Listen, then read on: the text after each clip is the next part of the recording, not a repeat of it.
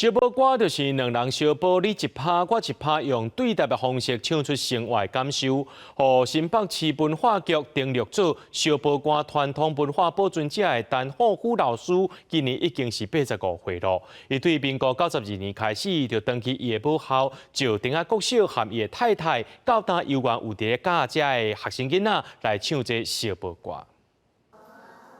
转头插的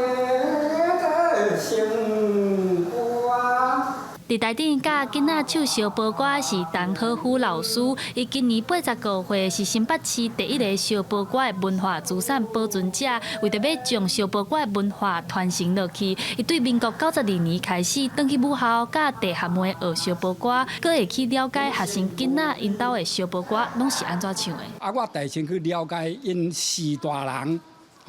用的方法，我从因的所在来方法，甲来遮我才搁再转换我用我的方法，落去甲因沟通。就伫遐咧推广这个地歌啊，吼，拢是阮学校的校友。加真侪，尤其是校辅老师是阮的大学长哈。陈浩虎老师伫台顶在上课，伊会牵手倒挂英女士，就伫台骹甲小朋友做伙练小宝歌。伊讲伊隔暗过10冬了后，才知影原来伊翁婿才教才老唱小宝歌，所以嘛赶紧去学小宝歌，通好甲伊翁婿斗阵小宝较趣味。小我32个家啊，差不多40外个，伊才我才知影讲伊会唱这小宝歌，我毋知我的翁仔为着要将石碇仔的地质地文化甲小宝歌继续传承落去，石碇国校啊有规划相关的课程，对挽地、插地、做地鼓到小宝歌，一项一项教互即寡学生知，希望甲在地要失传的地文化找到回来。记者戴阿选、柯敏哲、新北报道。